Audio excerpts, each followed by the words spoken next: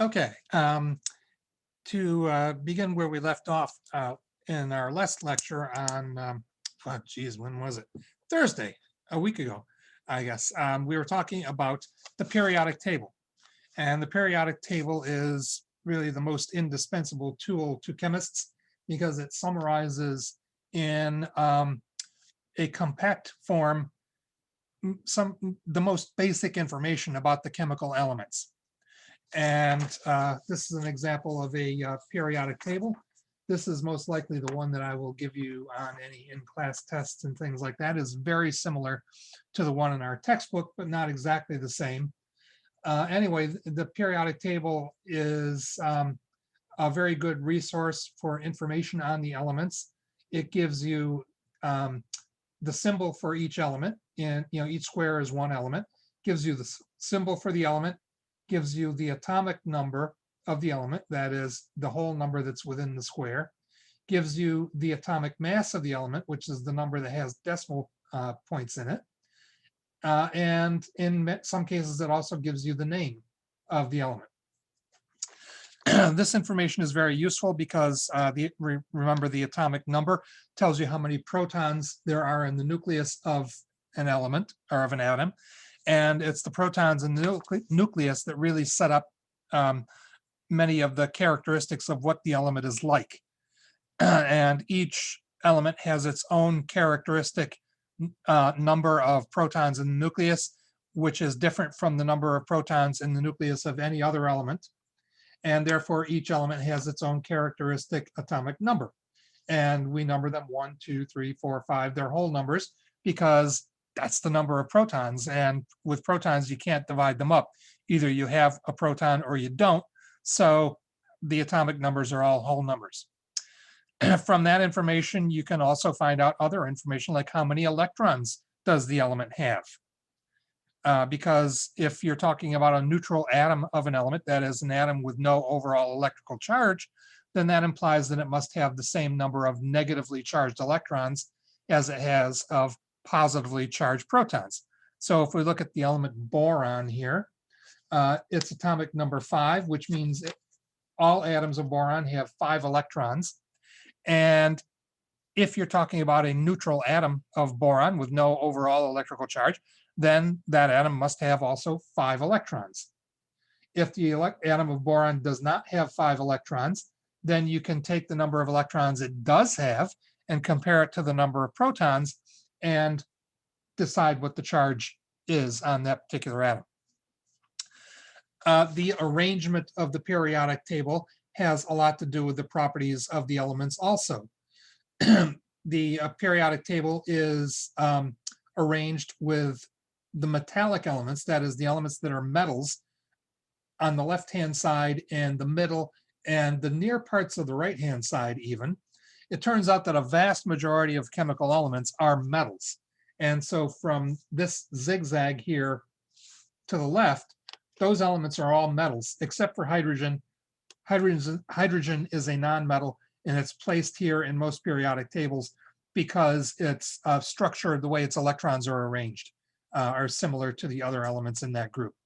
But other than hydrogen, all of the elements to the left of that zigzag are metals. All of the elements in these 2 rows down at the bottom are metals also. The elements from the zigzag up and to the right, those are the nonmetals. So you can see there are only a few nonmetals in the periodic table.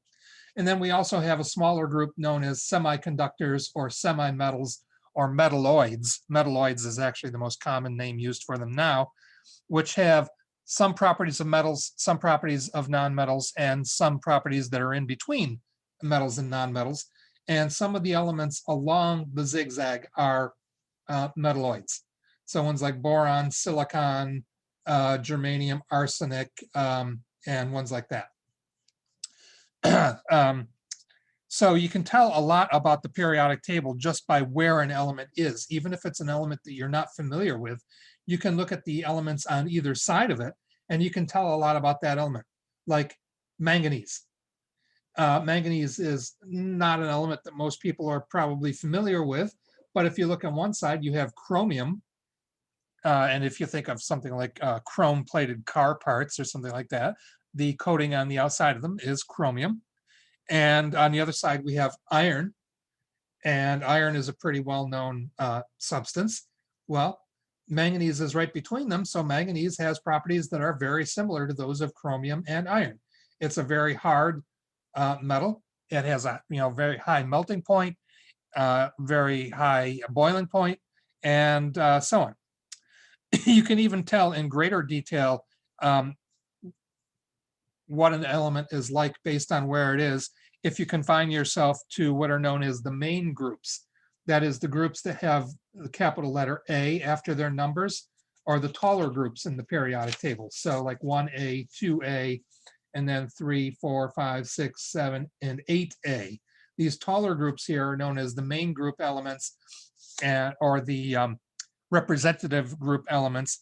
And the properties of the elements as you go left to right across the rows, for the main groups anyway, the properties vary very predictably. So things like boiling point, melting point, density, kinds of compounds it forms, reactivity, things like that, hardness, stuff like that, varies in a very predictable way as you go across the main groups. For these transition elements in the lower groups in the middle here, and that includes these groups at the bottom, the properties don't vary as much and they don't vary as predictably as they do for the main groups. And that's basically why the periodic table is arranged the way it is. And we'll get into more detail on that later. Anyway, where we actually left off was talking about the location of the elements in the table and the way it tells us a lot about the element's properties. As I mentioned, basically from the zigzag to the left, except for hydrogen, you've got the metals. The metals are a vast majority of chemical elements. Something like 90 something out of 120 chemical elements are metals. And it turns out they are all solids at room temperature except mercury. Mercury is interesting because it is, in fact, a liquid at room temperature. It's a very heavy, dense metal, but it's a liquid at room temperature. A lot of those silent light switches and old school thermostats, where you turn the dial back and forth, had mercury inside them because it's liquid and it'll slosh back and forth quietly, and it can complete a circuit because electrons will flow through it because it's a metal, but it sloshes around very quietly. So you can like turn the thermostat and the mercury sloshes a little bit, completes the circuit, and the furnace goes on. Okay, and metals in general, they are gray in color, except with a couple of obvious exceptions. Gold is gold and copper is copper colored, but the rest of them are various shades of gray, light gray, dark gray, gray. They're relatively hard, although the hardness of metals varies widely among the metals. Mercury is not very hard at all, obviously, being being a liquid, but compared to the non-metals anyway, metals are relatively hard. They are shiny, or can be shiny, the technical term being lustrous. So you might have a lump of grandma's silverware, say, and if it's been sitting in the cabinet for a while untouched, it's probably kind of tarnished and dull. But you could get some silver polish and polish it up really nicely, and it'll have a nice shine to it. Most of the non-metals will not be shiny no matter what you do to them. Metals conduct heat and electricity relatively well. They conduct heat well because they're relatively dense, meaning the particles in the metal are close together to each other. And we mentioned already that heat sort of exhibits itself in the form of vibration of molecules. So if you want to transfer heat from one place to another, you're essentially talking about transferring the faster vibration of the molecules from one spot to another. And that's easier if the particles are close together. So, you got particles over here that are really hot, so they're vibrating really fast. It's easier to transfer those vibrations over here if there are other particles in between that are also really close and can be that energy can be transferred more easily if they're closer to each other. So these molecules start vibrating faster, and then this molecule starts vibrating faster, and so on throughout the entire substance. That makes it relatively easy. If you've got a less dense substance, like say styrofoam, which is made up entirely of nonmetals, then you've got a particle over here and you got a particle over here. They're far apart from each other because it's not very dense. This particle here could be vibrating really fast, but this particle over here doesn't even know that it's there. So it's not really doing anything. So the heat doesn't get transferred. And electricity is easy to transfer because in metals, what you essentially have in metals are a bunch of nuclei that are kind of fixed in place. And then you have a sea of mobile electrons around the nuclei that can move around and back and forth. And that is what conducts the electricity. So metals have a very loose hold on their electrons. That's why electricity can travel through metal wires so easily, because it's really the electrons that belong to the metal atoms that are moving around. Metals tend, because they don't have a very firm grip on their electrons, metals tend to form positive ions by losing electrons to not whenever they're reacted with nonmetals. So positive ion, also known as a cation. And so metals will lose electrons to nonmetals. And also metals are malleable and ductile. What we mean by malleable, the word malleable comes from the Latin word for hammer, or mallet, basically. What that means is that you can form a metal into a flat sheet by hammering it. So if you take a piece of metal and hit it hard with a hammer, it squashes out a little bit. And if you hit it with a hammer again, it squashes out a little bit more. And eventually you can hammer it into a flat sheet. Nonmetals, you can't do that with nonmetals because nonmetals, when they're solids, many of them are not solids, but when they are solids, they tend to be brittle. So if you take a solid nonmetal and hit it with a hammer, it's just going to shatter. But whereas a metal, the particles are stuck together really tightly, but you can force them to move a little bit by hitting them with a hammer. Ductile means that you can form it into a long, thin wire by drawing it out through an opening in a die, or basically a big heavy piece of metal. You can draw it out into a wire. Nonmetals can be drawn out into a wire shape also. For instance, pencil lead is actually graphite, which is carbon, and that's a nonmetal. And you can certainly obviously form carbon into a long, thin wire-like shape, but they don't get it that way by drawing it out through a little hole in a die. They get it that way by basically dissolving it in a solvent and then forming it into a mold and letting the solvent evaporate. Also, you can see what I mean by nonmetals, solids being relatively brittle, because if this were a metal wire, like a copper wire, like you have in the walls of most houses, I could take it and bend it. But of course, with pencil lead, if you try to bend it, it snaps because nonmetals are brittle.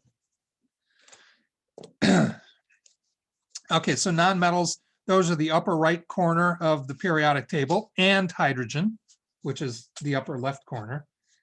There are a relatively small number of elements.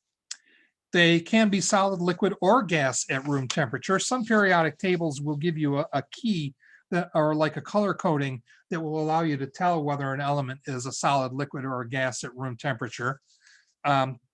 With the nonmetals, it could be any of these. Carbon is a solid at room temperature.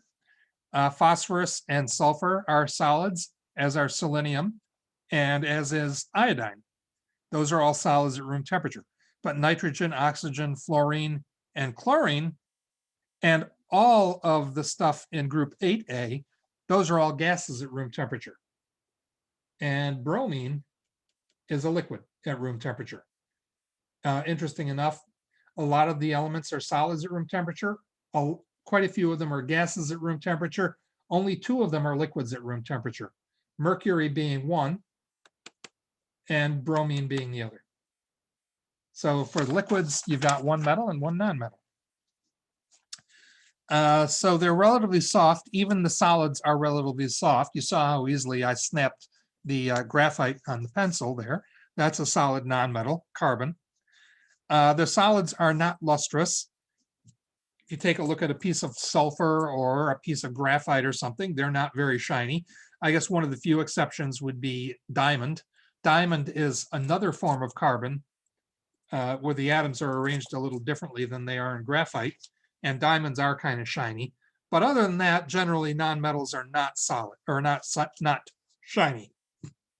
They are not malleable or ductile. I showed you with the graphite, the solids of the nonmetals are brittle.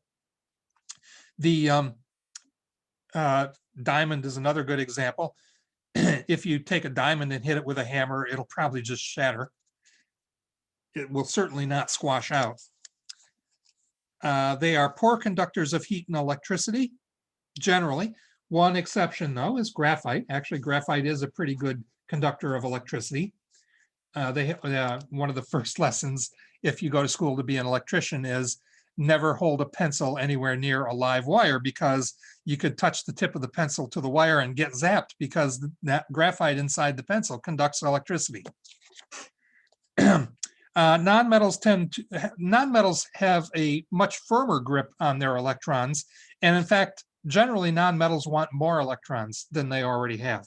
So nonmetals will take electrons away from metals, and the nonmetals themselves end up as anions or negative ions. And then in between, we have the metalloids. Ones like boron, silicon, germanium, arsenic, antimony, and a couple of others. And they're known as metalloids or semimetals or semiconductors because of their properties. There are only about half a dozen metalloids in the entire periodic table. They are all solids at room temperature. They can be polished to a lustrous finish, although they could be, in their like powder form, they're not lustrous. They are brittle and not at all malleable or ductile.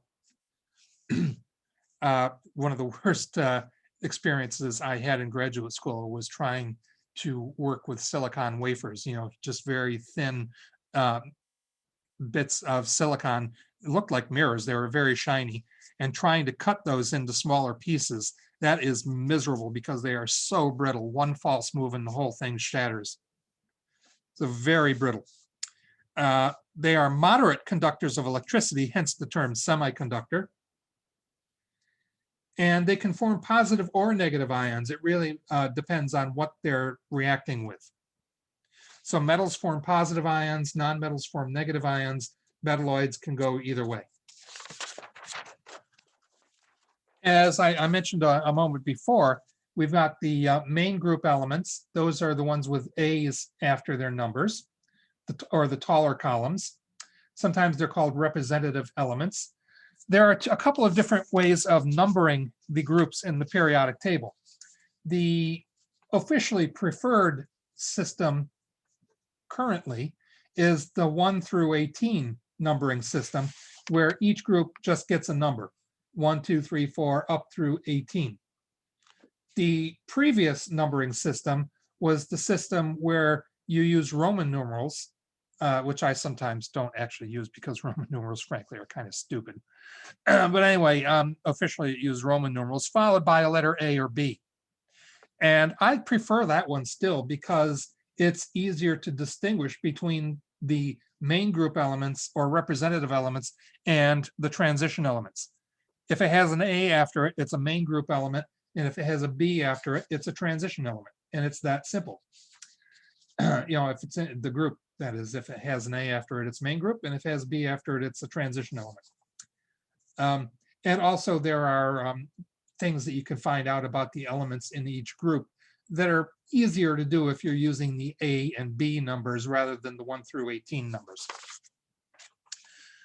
So anyway, the main groups would be 1A through 8A, or 1, 2, and 13 through 18 if you're using the newer numbering system.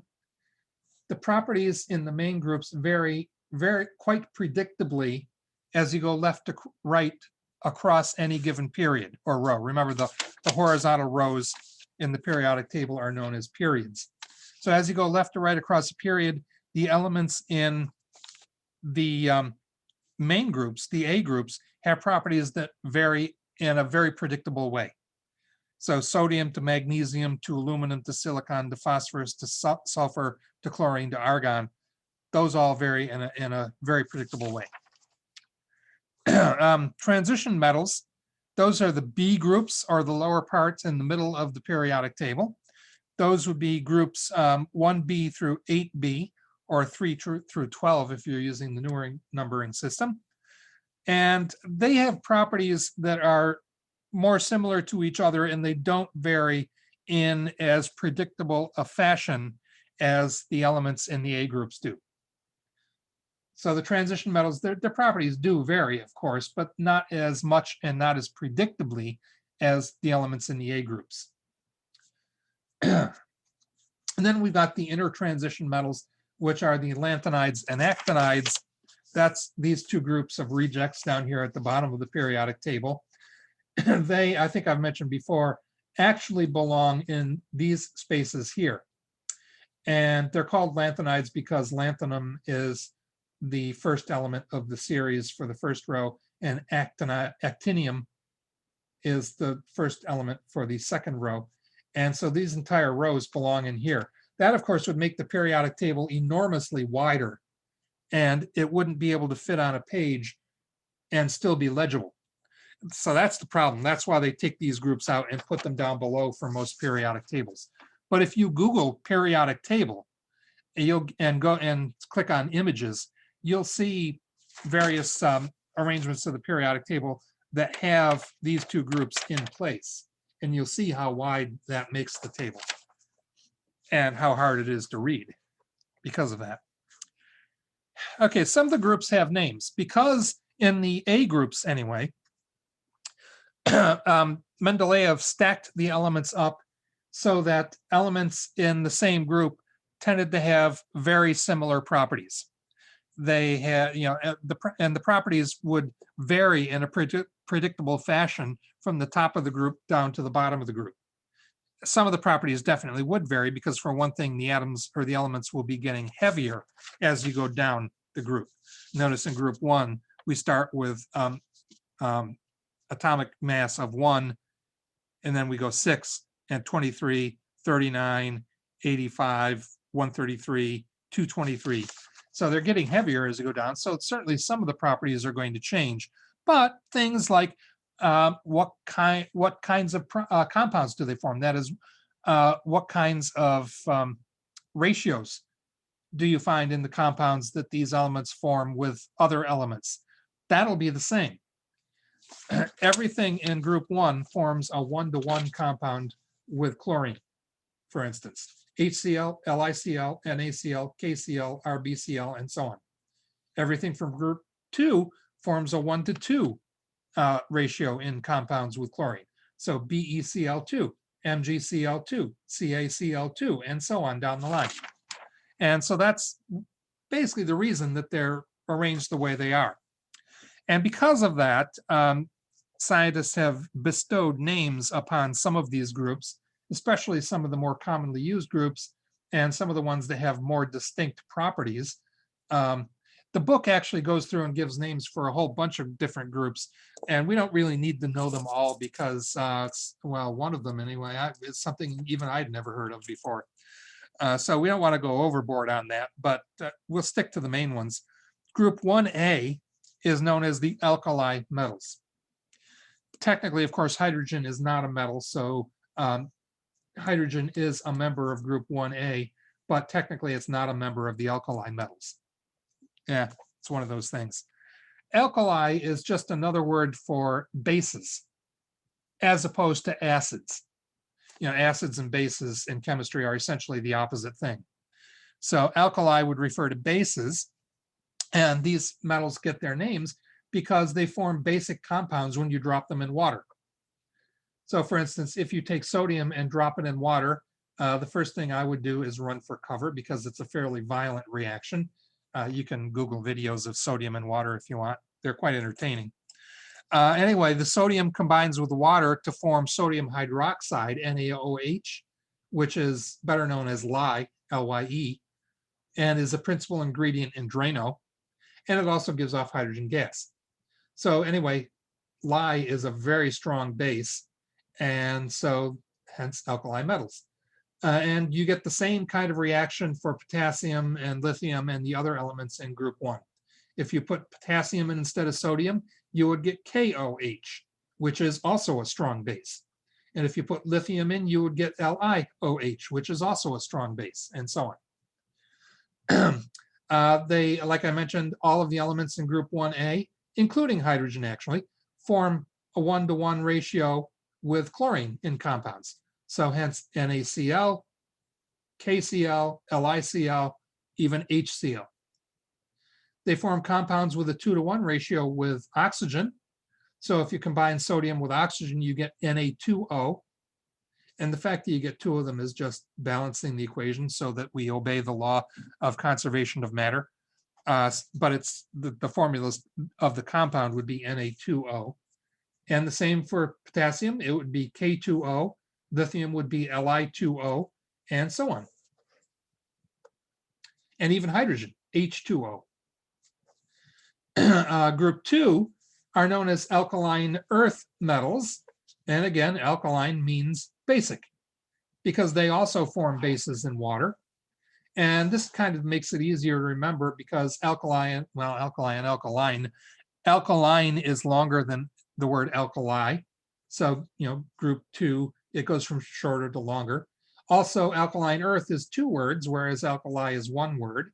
So group 2 has 2 words other than metal, and group 1 only has 1 word other than metal. Okay, these also form bases in water. So for instance, calcium forms calcium hydroxide. Magnesium forms magnesium hydroxide. Calcium hydroxide is used in, for instance, a lot of antacids because a base is the opposite of an acid. Magnesium hydroxide is the principal ingredient in milk of magnesia, which is an antacid. They form a 1-to-2 ratio with chlorine. So if you say combine calcium with chlorine, you get CaCl2. Magnesium gives you MgCl2, and so on. They form compounds with a 1-to-1 ratio with oxygen. Remember, this is group 2. So calcium and oxygen will give you calcium oxide, or CaO. Magnesium and oxygen will give you magnesium oxide, or MgO. Okay, and then the next group, whose name is of any importance to us, will be group 17, or 7A. And they are known as the halogens. Halogen comes from the Greek words that literally mean salt forming. And the halogen group is where you'll find chlorine, as in sodium chloride or salts, table salt. And these groups form 1-to-1 compounds with elements in group 1A. So again, and if you were to take sodium and combine it with the elements in group 7A, fluorine, chlorine, bromine, iodine, those are the main ones, you would get NaF, NaCl, NaBr, or NaI. They form 2-to-1 compounds with elements from group 2A.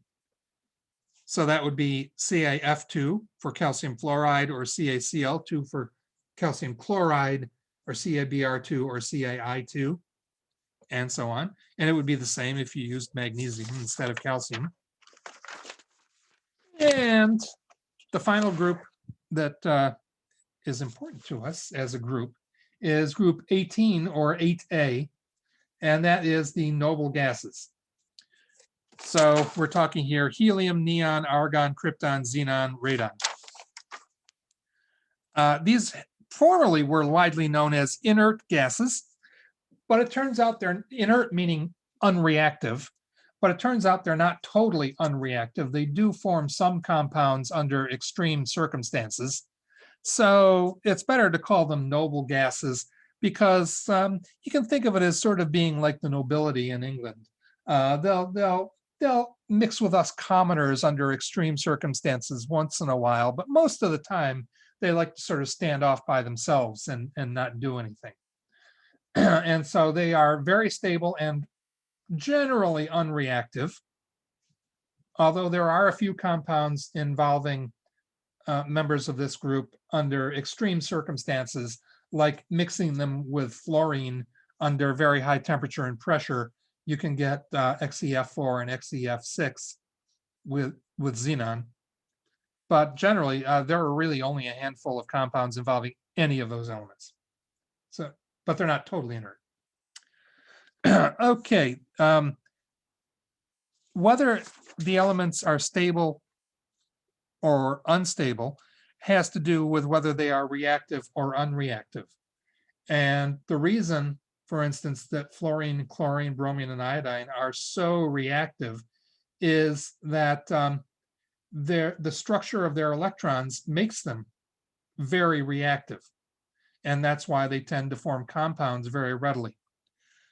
The elements in group 8A do not form compounds, or not very easily anyway, because the structure of their electrons makes them very stable. They already have very low energy, and they don't need to react to become more stable, so they're happy the way they are, essentially. And that's going to be a running theme throughout the entire class, really, is that nature tends towards lower energy and greater stability. And if something is already stable, then it will tend to be relatively unreactive because it doesn't need to do anything to get more stable. But things that are unstable will be highly reactive. And once they react, though, they will be stable and lower in energy. Okay, so I'm going to leave it there for this section of the lecture, and we'll get back with section 2.6 next.